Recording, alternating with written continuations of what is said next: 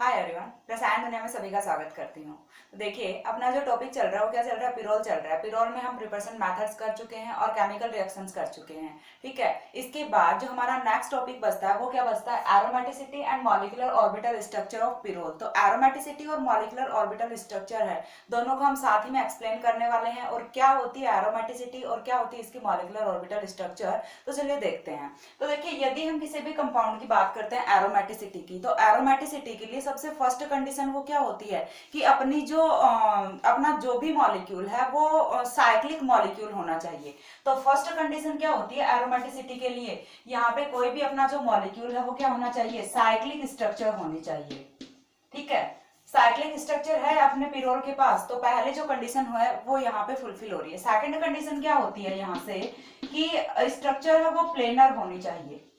और प्लेनर कब होती है स्ट्रक्चर, जब सारे के सारे एटम्स हैं वो sp2 हाइब्रिडाइज्ड फॉर्म में होते हैं। अब चेक कर लेते हैं कि सारे के सारे जो एटम्स हैं, चाहे वो कार्बन हो चाहे नाइट्रोजन हो, क्या सारे के सारे एटम्स हैं वो sp2 हाइब्रिडाइज्ड फॉर्म में हैं, यहाँ पे हैं या फिर नहीं है। तो देखिए, ये अपना पिरोल है। पिरोल के पास देखिए, मैं एक एक कार्बन और हाइड्रोजन यहाँ पे अच्छे से खोल के लिख दे रही हूँ समझने के लिए। इन वाले कार्बन पे क्या लगे हुए हैं, एक एक हाइड्रोजन लगे हुए हैं।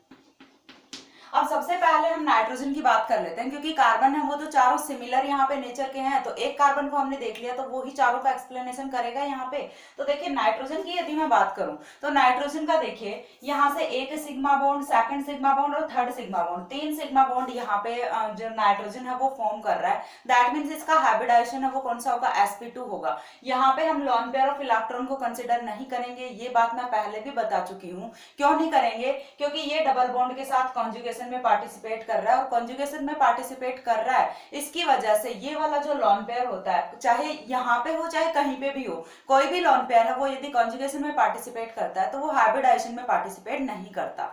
तो यहाँ से देखिए, sp2 हाइब्रिडाइज्ड है ये अपना ऑर्बिटल। कार्बन की यदि हम बात करें तो कार्बन एक सिग्मा बॉन्ड यहाँ से फॉर्म कर रहा है, एक सिग्मा बॉन्ड यहाँ से फॉर्म कर रहा है और एक सिग्मा बॉन्ड यहाँ से फॉर्म कर रहा है, तीन सिग्मा बॉन्ड फॉर्म कर रहा है। पाई बॉन्ड को हम अगेन हाइब्रिडाइजेशन में कंसीडर नहीं करते। तो अपना जो कार्बन है वो भी कौन सी फॉर्म में है, sp2 फॉर्म में है। इसी तरह से बाकी के जो तीन कार्बन है वो भी sp2 फॉर्म में होने वाले हैं। तो यहाँ से स्ट्रक्चर है वो प्लेनर है, क्योंकि सारे के सारे जो एटम्स हैं वो sp2 हाइब्रिडाइज्ड फॉर्म में है। और बॉन्ड एंगल कितना है यहाँ पे, 120 डिग्री है। sp2 हाइब्रिडाइज्ड फॉर्म में प्लेनर स्ट्रक्चर में बॉन्ड एंगल कितना होता है, 120 डिग्री होता है। इसके बाद जो थर्ड क्राइटेरिया आता है वहां पे वो क्या आता है कि क्या ये हक्कल के रूल को फॉलो कर रहा है। और ये वाला जो क्राइटेरिया है ये तो बिल्कुल एरोमेटिसिटी को डिफाइन करके रख देता है। आप इस अकेले के बेसिस पे ही एरोमेटिसिटी को बता सकते हो। क्यों, क्योंकि कोई भी साइक्लिक कंपाउंड है वो यदि हक्कल के रूल को फॉलो कर रहा है, 4n+2 पाई इलेक्ट्रॉन रूल को फॉलो यदि कोई भी अपना कंपाउंड है वो कर रहा है, तो वो ऑलवेज कौन सा होने वाला है, एरोमेटिक होने वाला है। चीज क्लियर हो रही है, हमेशा वो कंपाउंड है वो कौन सा होगा, एरोमेटिक होगा। तो देखिए, यहाँ पे देख लेते हैं कि क्या ये हक्कल के रूल को फॉलो कर रहा है। हमें कितने चाहिए, 6 पाई इलेक्ट्रॉन्स चाहिए, या फिर 2 पाई इलेक्ट्रॉन्स चाहिए, या फिर 10 पाई इलेक्ट्रॉन्स चाहिए। तो देखिए, यहाँ से 2 पाई इलेक्ट्रॉन्स यहाँ से आते हैं, 2 पाई इलेक्ट्रॉन्स यहाँ से आते हैं, और 2 पाई इलेक्ट्रॉन्स नाइट्रोजन के जो लॉन पेयर ऑफ इलेक्ट्रॉन है 6 पाई इलेक्ट्रॉन्स ये इन्वॉल्व करता है। तो इसी की वजह से क्या होता है, हक्कल के रूल को फॉलो करता है और ये एरोमेटिक होता है। तो हक्कल के रूल को भी फॉलो कर रहा है, प्लेनर स्ट्रक्चर भी होती है, साइक्लिक स्ट्रक्चर भी होती है। इसके बाद देखिए, जो अपना फोर्थ पॉइंट आता है वो क्या आता है, pyrrole gives electrophilic substitution reaction. Pyrrole है वो इलेक्ट्रोफिलिक सब्स्टिट्यूशन रिएक्शन देता है, और इलेक्ट्रोफिलिक सब्स्टिट्यूशन रिएक्शन है वो भी नॉर्मली नहीं देता, बहुत ही हाई टेंडेंसी होती है इसकी, मोर रिएक्टिव होता है। ठीक है, मोर रिएक्टिव होता है टुवर्ड्स इलेक्ट्रोफिलिक सब्स्टिट्यूशन रिएक्शन। और यदि इलेक्ट्रोफिलिक सब्स्टिट्यूशन रिएक्शन से वो कोई भी कंपाउंड दे रहा है, एरोमेटिक इलेक्ट्रोफिलिक सब्स्टिट्यूशन रिएक्शंस, तो दैट मींस वो कौन सा होता है, एरोमेटिक कंपाउंड होता है। ठीक है, तो ये भी एक क्राइटेरिया होता है, एक कंडीशन होती है किसी भी कंपाउंड को एरोमेटिक बताने के लिए, कि यदि वो इलेक्ट्रोफिलिक सब्स्टिट्यूशन रिएक्शन से शो कर रहा है दैट मींस वो कौन सा होगा, एरोमेटिक होगा। तो साइक्लिक है, प्लेनर है, हक्कल के रूल को फॉलो कर रहा है, साथ में मोर रिएक्टिव है टुवर्ड्स इलेक्ट्रोफिलिक रिएक्शंस, तो अपनी जो पिरोल रिंग है वो एरोमेटिक होती है। इसके बाद चलो, इतने में भी हमारा काम नहीं बन रहा, हम नहीं मान रहे कि एरोमेटिक होती है, तो फिर कैसे मानेंगे। चलिए देख लेते हैं इसकी रिजोनेटिंग स्ट्रक्चर्स देख लेते हैं, क्योंकि कोई भी कंपाउंड यदि रिजोनेटिंग स्ट्रक्चर्स फॉर्म कर रहा है तो उसकी कुछ ना कुछ रिजोनेंस एनर्जी होती है, रिजोनेटिंग एनर्जी होती है, और उस रिजोनेटिंग एनर्जी के बेसिस पे हम किसी भी कंपाउंड की एरोमेटिसिटी को यहाँ पे डिसाइड करते हैं। तो चलिए देख लेते हैं यहाँ पे जो रिजोनेटिंग एनर्जी है अपने पिरोल की वो कितनी होती है, 87.5 किलोजूल पर मोल होती है। ये मैंने जब पिरोल स्टार्ट किया था उससे पहले एक वीडियो बनाई थी जिसमें मैंने थायरफिन, पिरोल और अपना जो फ्यूरेन होता है तीनों की एरोमेटिसिटी, रिएक्टिविटी, उनका ऑर्डर बताया था। तो उस टाइम भी बताई थी कि जो पिरोल होता है अपना उसकी रिजोनेटिंग एनर्जी वो कितनी होती है, 87.5 किलोजूल पर मोल होती है। ठीक है, तो ये हो गई इसकी रिजोनेटिंग एनर्जी। अब ये रिजोनेटिंग एनर्जी आ कहां से रही है, रिजोनेटिंग स्ट्रक्चर्स की फॉर्मेशन कर रहा है। तो देखिए रिजोनेटिंग स्ट्रक्चर्स देख लेते हैं।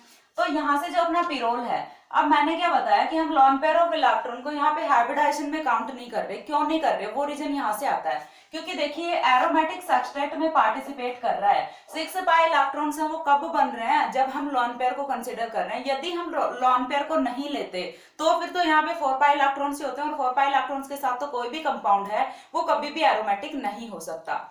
तो यहाँ पे 6 पाई इलेक्ट्रॉन्स कब होते हैं, जब लोन पेयर को हम कंसीडर करते हैं। तो लोन पेयर है वो क्या करता है, यहाँ पे रिंग में जो एरोमेटिक सबस्ट्रेट होता है उसकी फॉर्मेशन करने में पार्टिसिपेट करता है। तो यहाँ से ये जो नाइट्रोजन के लोन पेयर हैं ये रिंग की तरफ मूव करते हैं और बॉन्ड है वो ब्रेक होके यहाँ पे नेगेटिव चार्ज की फॉर्मेशन करता है। अगेन देखिए नेगेटिव चार्ज है वो बॉन्ड की फॉर्मेशन करेगा, और जो डबल बॉन्ड था वो नेगेटिव चार्ज की फॉर्मेशन करेगा। अगेन नेगेटिव चार्ज बॉन्ड की फॉर्मेशन करेगा और बॉन्ड नेगेटिव चार्ज की फॉर्मेशन करेगा, और इसी तरह से ऑल्टरनेट अपना चलता रहेगा।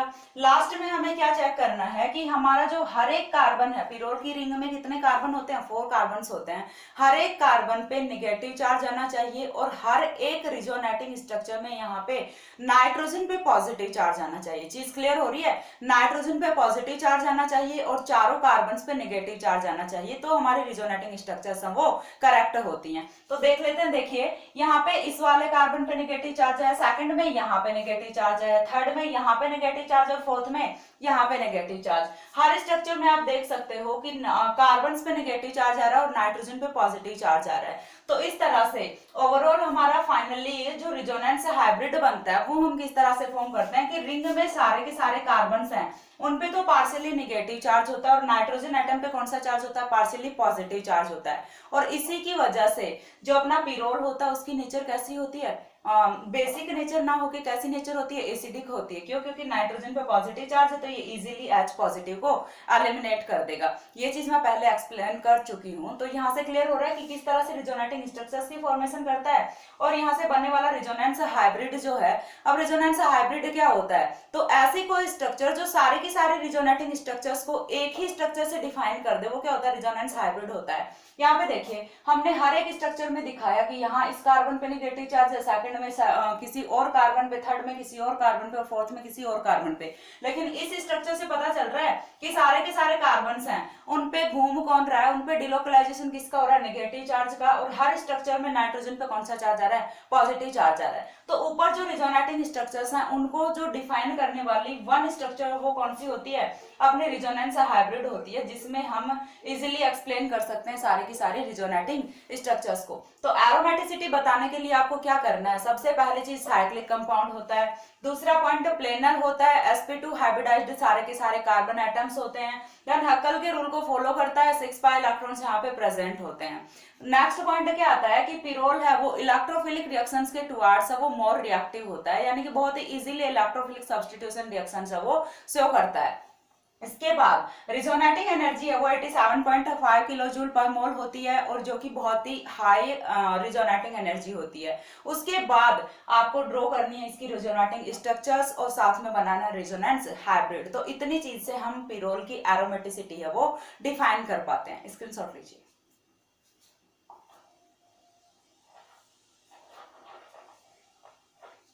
हो गया।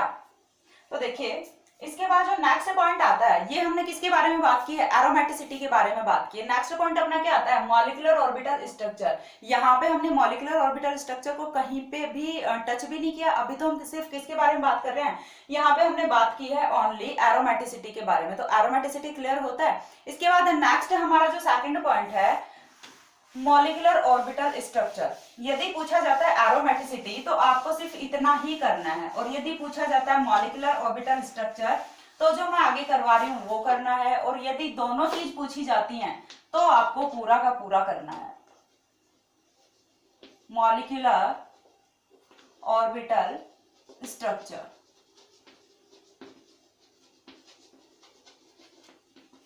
तो देखिए मॉलिक्यूलर ऑर्बिटल स्ट्रक्चर की यदि हम बात करें तो सबसे पहले हमने हाइब्रिडाइजेशन है वो तो फाइंड आउट कर लिया, साथ में हम एरोमेटिसिटी जब हमने देखी तो साइक्लिक होता है, प्लेनर होता है, sp2 हाइब्रिडाइज्ड सारे एटम होते हैं।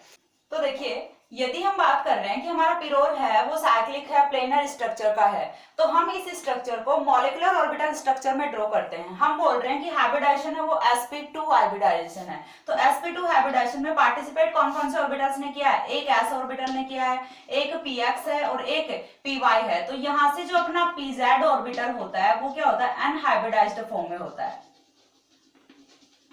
pz ऑर्बिटल है वो अनहाइब्रिडाइज्ड फॉर्म में यहाँ पे होता है। चीज क्लियर हो रही है। sp2 यदि हाइब्रिडाइजेशन है, यदि sp हाइब्रिडाइजेशन होता है, ठीक है, यदि यहाँ पे sp हाइब्रिडाइजेशन है तो हमारा यहाँ पे क्या होता है, एक s होता है साथ में एक p होता है, वो px ले सकते हैं, py ले सकते हैं, pz ले सकते हैं, वो हम जो भी मॉलिक्यूल का एक्सेस रखते हैं उसी के अकॉर्डिंग रख लेते हैं, तो कोई यहाँ पे इश्यू नहीं होता। हम हमारे कंफर्टेबल के लिए कि px है वो पहले रख लेते हैं, देन py देन pz, तो हम इस जो सीक्वेंस होता है उसमें रख सकते हैं। अदरवाइज तीनों के तीनों ऑर्बिटल्स सेम सिमेट्री के होते हैं, तो आप इन्हें ऐसा नहीं बोल सकते कि pz यहाँ पे पार्टिसिपेट नहीं कर सकता, हाँ कर सकता है, ऑब्वियसली कर सकता है। तो यहाँ से देखिए जो अपना एक s ऑर्बिटल हो गया, एक px हो गया, तो pz और py है वो यहाँ से अनहाइब्रिडाइज्ड फॉर्म में होते हैं। सिमिलर sp2 में एक s ऑर्बिटल पार्टिसिपेट कर रहा है, एक px कर रहा है और एक py कर रहा है, और pz है वो अनहाइब्रिडाइज्ड होता है। sp3 में क्या होगा, सारे के सारे जो ऑर्बिटल्स है वो हाइब्रिडाइजेशन में पार्टिसिपेट कर रहे हैं, तो यहाँ पे कोई अनहाइब्रिडाइज्ड ऑर्बिटल है वो नहीं होता। अब यहाँ पे हमारे पास क्या मिला है, एक अनहाइब्रिडाइज्ड pz ऑर्बिटल मिला है, और एक जो अनहाइब्रिडाइज्ड pz ऑर्बिटल है उसमें क्या होता है, एक अनपेयर्ड इलेक्ट्रॉन होता है। ठीक है, उसमें क्या होता है, एक अनपेयर्ड इलेक्ट्रॉन होता है। तो देखिए स्ट्रक्चर में बना के बताती हूँ कि किस तरह की स्ट्रक्चर यहाँ पे होती है इसकी।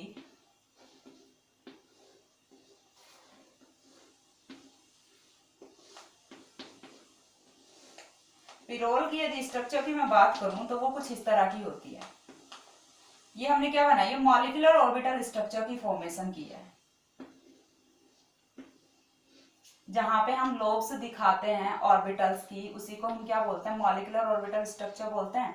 यहाँ से देखिए सारे के सारे कार्बन्स के साथ इनिशियली क्या जुड़े हुए हैं, एक एक हाइड्रोजन जुड़े हुए हैं, और एक हाइड्रोजन किसके साथ जुड़ा हुआ है, नाइट्रोजन के साथ भी जुड़ा हुआ है। ठीक है, हो गई इतनी चीज। इसके बाद हमें क्या करना है, देखिए इसके बाद एक एक बॉन्ड की फॉर्मेशन हो गई। नाइट्रोजन पे क्या होता है, अपना लॉन पेयर ऑफ इलेक्ट्रॉन होता है, नाइट्रोजन का तो काम यहाँ से खत्म हो गया।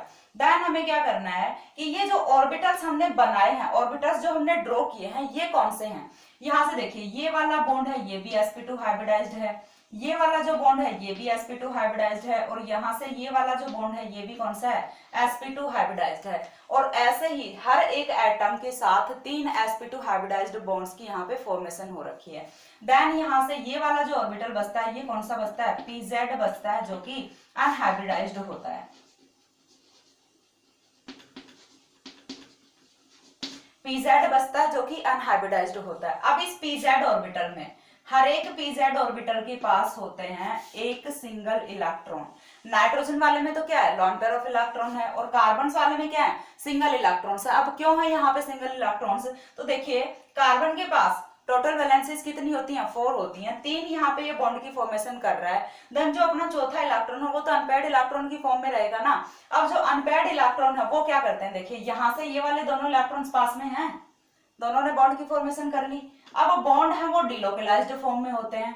समझ आ रही है चीज, बॉन्ड कैसे होते हैं, डिलोकलाइज्ड फॉर्म में होते हैं। यानी कि जरूरी तो नहीं है ना कि आप यहाँ पे डबल बॉन्ड फॉर्म कर रहे हो, यहाँ पे डबल बॉन्ड फॉर्म कर रहे हो। सिंपल सा एग्जांपल बताती हूँ कि जब हम बेंजीन रिंग लेते हैं तो बेंजीन रिंग में हम इन तीनों बॉन्ड्स को इस तरह से भी लिख सकते हैं, हम इन तीनों बॉन्ड्स को इस तरह से भी लिख सकते हैं। डिफरेंस तो दिख रहा है ना, पहली बार ये डबल बॉन्ड यहाँ पे था, सेकंड टाइम वहां पे आ गया, यहाँ पे आ गया। और इन दोनों स्ट्रक्चर्स को ना लिख के हम तीसरी स्ट्रक्चर है वो इस तरह से भी लिख सकते हैं। तीनों स्ट्रक्चर्स हैं वो सही हैं। क्यों? क्योंकि जो अपने पाई बॉन्ड्स होते हैं एरोमेटिक रिंग्स में वो हमेशा डिलोकलाइज्ड फॉर्म में पाए जाते हैं, घूमते हुए रहते हैं। तो यहाँ से देखिए हमने क्या किया कि मॉलिक्यूलर ऑर्बिटल स्ट्रक्चर में हम इन पाई बॉन्ड्स को फिक्स ना करके क्या करेंगे, हर जगह पे ड्रॉ करेंगे, क्योंकि ये कहीं पे भी प्रेजेंट हो सकते हैं रिंग में। तो ऊपर वाली लोब्स का तो आपको क्या करना है, ऊपर वाली लोब्स के साथ ओवरलैप कराना है। ठीक है, यहां से देखिए मैंने शुरू कहां से किया, इस वाले कार्बन की ऊपर वाली लोब और इस वाले कार्बन की ऊपर वाली लोब दोनों के बीच में बॉन्ड की फॉर्मेशन कर दी। देन इस लाइन को आप सीधा लेके आते जाइए और ऊपर वाली लोब्स के साथ इंटरेक्शन कराते जाइए, तो यहां से आपका जो पाई इलेक्ट्रॉन क्लाउड है वो फॉर्म हो जाता है। सिमिलरली अब ये तो नहीं होता ना कि पी ऑर्बिटल्स हैं उसमें दो लोब्स होती हैं, ठीक है, पी ऑर्बिटल्स हैं उनमें कितनी लोब्स होती हैं, दो लोब्स होती हैं। तो दो लोब हैं तो दोनों ही लोब्स हैं वो हमेशा ओवरलैप करेंगी। यहाँ पे ऐसा तो नहीं है कि एक लोब ने तो ओवरलैप कर लिया और दूसरी ने नहीं किया, तो दोनों लोब्स हैं वो ही ओवरलैप करती हैं। सपोज दैट आपका ये कोई पी ऑर्बिटल है, तो जितना ओवरलैप ऊपर वाले लोब में होता है उतना ही ओवरलैप नीचे वाली लोब में भी होता है। ठीक है, तो चीज क्लियर हो रही है। तो यहां से देखिए नीचे वाली जो लोब्स हैं वो भी ओवरलैप करेंगी। और क्यों करेंगी? क्योंकि देखिए फिर से वही बात आती है कि पीजेड ऑर्बिटल है, पीजेड ऑर्बिटल की दो लोब्स हैं, तो उसमें फिक्स तो नहीं है ना कि इलेक्ट्रॉन कहाँ पे प्रेजेंट है। हम ऐसा तो नहीं बोल सकते कि पर्टिकुलरली अपना ऊपर वाले लोब में इलेक्ट्रॉन प्रेजेंट है, या फिर हम ऐसा भी नहीं बोल सकते कि नीचे वाले लोब में इलेक्ट्रॉन प्रेजेंट है। इलेक्ट्रॉन है वो अपना रैंडमली कहीं पे भी हो सकता है। तो यहाँ पे ओवरलैप है वो ऊपर वाली लोब्स में भी होता है और नीचे वाली लोब्स में भी होता है। स्ट्रक्चर है वो क्लियर हो रही है। देखिए यहाँ से सबसे पहले हमने क्या किया है कि सिंपल सा अपना स्ट्रक्चर को ड्रॉ किया है, सिंपल से स्ट्रक्चर को ड्रॉ किया है। देन हमने क्या किया है, यहाँ पे पीजेड ऑर्बिटल्स बनाए हैं, ये वाला भी पीजेड होता है, ये वाला भी पीजेड होता है, ये वाला भी पीजेड होता है और ये वाला भी पीजेड होता है और ये तो पीजेड होता ही है। ठीक है, सारे के सारे पीजेड ऑर्बिटल्स हैं, उनकी ऊपर वाली लोब्स को ऊपर वाली लोब्स के साथ इंटरेक्शन करा दो और नीचे वाली लोब्स को नीचे वाली लोब्स के साथ इंटरेक्शन करा दो, तो यहाँ से कुछ इस तरह की स्ट्रक्चर है वो फॉर्म होती है। अब यहाँ पे जो स्ट्रक्चर फॉर्म हो रही है इसमें ये जो दो बॉन्ड्स हैं ये क्या बता रहे हैं कि यहाँ पे पाई बॉन्ड होता है, और पाई बॉन्ड यानी कि पाई इलेक्ट्रॉन क्लाउड है वो रिंग में डिलोकलाइज्ड फॉर्म में होता है, और पाई इलेक्ट्रॉन क्लाउड है वो रिंग में ऊपर की तरफ होता है, और ऊपर की तरफ होता है पाई इलेक्ट्रॉन क्लाउड वो कहाँ पे, रिंग में ऊपर की तरफ है। और इसी वजह से कार्बन्स हैं उन पे कौन सी रिएक्शन होती है, इलेक्ट्रोफिलिक सब्स्टिट्यूशन रिएक्शन होती है। क्यों? क्योंकि electron cloud, pi electron cloud कहाँ पे जा रहा है, रिंग में ऊपर की तरफ जा रहा है, नाइट्रोजन की तरफ नहीं आ रहा ना, ऊपर की तरफ कार्बन की तरफ यदि पाई इलेक्ट्रॉन क्लाउड जा रहा है तो यहाँ पे इजीली इलेक्ट्रोफिलिक सब्स्टिट्यूशन रिएक्शंस हैं वो हो जाती हैं। तो ये कौन सी स्ट्रक्चर होती है, मॉलिक्यूलर ऑर्बिटल स्ट्रक्चर को मैं क्या लिख दूं, एमओ लिख दूं, तो MO structure of pyrrole, MO structure of pyrrole. तो ये यहां से होती है। एरोमेटिसिटी को हमने डिफाइन कर दिया, हमने मॉलिक्यूलर स्ट्रक्चर को डिफाइन कर दिया। दोनों ही जो अपने टॉपिक्स हैं वो एक दूसरे से कोरिलेट करते हैं, तो हम मोस्ट ऑफ इनकी साथ स्टडी करते हैं और एग्जाम में भी साथ ही पूछा जाता है। मोस्ट ऑफ एरोमेटिसिटी या फिर मॉलिक्यूलर ऑर्बिटल स्ट्रक्चर वो अलग अलग नहीं पूछे जाते, मोस्ट ऑफ केसेस में साथ ही पूछ लिया जाता है पूरा टॉपिक। तो स्क्रीनशॉट लीजिए।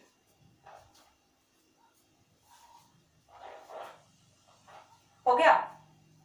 तो देखिए पिरोल है वो हमारा कंप्लीट हो जाता है इसी के साथ, इसके अलावा पिरोल में और कुछ नहीं बचता है। सो पढ़ते रहिए। और नेक्स्ट जो अपना आता है सेकंड कंपाउंड कौन सा आएगा, या तो हम फ्यूरेन डिस्कस कर लेते हैं या फिर थायफिन डिस्कस कर लेते हैं, कोई भी एक डिस्कस कर लेंगे। तो देखिए पिरोल से आपको बेनिफिट क्या होगा, यदि आप पिरोल पूरा पढ़ लेते हो देन आपकी जो इलेक्ट्रोफिलिक सब्स्टिट्यूशन रिएक्शंस हैं और एरोमेटिसिटी और मॉलिक्यूलर ऑर्बिटल स्ट्रक्चर है वो थायफिन की और फ्यूरेन की भी सिमिलर ही होने वाली है। सिर्फ डिफरेंस कहाँ पे आएगा, प्रिपरेशन मेथड्स पे आएगा।